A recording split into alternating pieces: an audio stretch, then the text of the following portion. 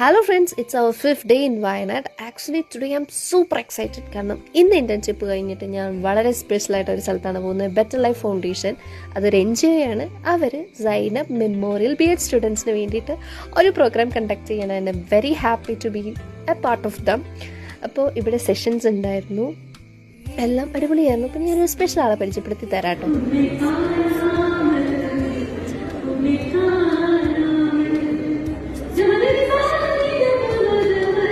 ഞാൻ വൃന്ദരാജനെ ഇൻസ്റ്റഗ്രാമിൽ മാത്രമേ കണ്ടിട്ടുള്ളൂ, നേരിട്ട് കാണുന്ന ഇപ്പോഴാണ്. പിന്നെ camp fire, song, dance, DJ, everything.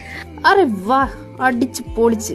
3 day residential ക്യാമ്പിന്റെ സെക്കൻഡ് ഡേയിലാണ് നമ്മൾ എത്തിയതെങ്കിലും നമുക്ക് വലിയ നഷ്ടമൊന്നും സംഭവിച്ചിട്ടില്ല. വൈബ് സെറ്റ് ആണ്. പിന്നെ പ്രോഗ്രാം എല്ലാം കഴിഞ്ഞ് നമ്മുടെ NGOന്റെ ഓർഗനൈസേഴ്സ് ആണ് കേട്ടോ ഇവരെല്ലാവരും. അപ്പോൾ ഇവരുടെ കൂടെ ഒരു നൈറ്റ് ഡ്രൈവ് ഒക്കെ പോയി ചായയൊക്കെ കുടിച്ച് പിന്നെ വന്ന് തിരിച്ച് കിടന്നുറങ്ങി. Hello friends, it's our 6th day in Wayanad. Actually today Sunday, അതുകൊണ്ട് തന്നെ നമുക്കിന്ന് ഇന്റേൺഷിപ്പ് ഇല്ല. ആൻഡ് നമ്മൾ ക്യാമ്പിൻ്റെ ലാസ്റ്റ് ഡേയിലാണ്. നമ്മുടെ ക്യാമ്പ് നടക്കുന്നത് വയനാട് അമ്പലവയൽ എന്ന് പറയുന്ന സ്ഥലത്താണ്. അതിൻ്റെ തൊട്ടടുത്തായിട്ട് ഒരു ടൂറിസ്റ്റ് പ്ലേസ് ആണ്, അതാണ് മഞ്ഞപ്പാറ, ഈ കാണുന്ന സ്പോട്ട്. നമ്മൾ രാവിലെ 5:30 എഴുന്നേറ്റിട്ട് ഇവിടെ സൺറൈസ് കാണാനായിട്ട് വന്നേക്കാണ്.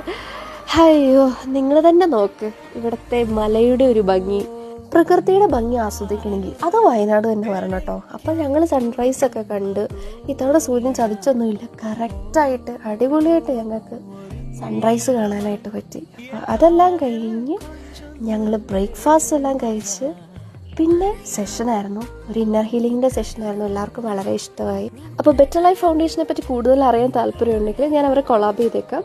Just go and DM. Bye bye.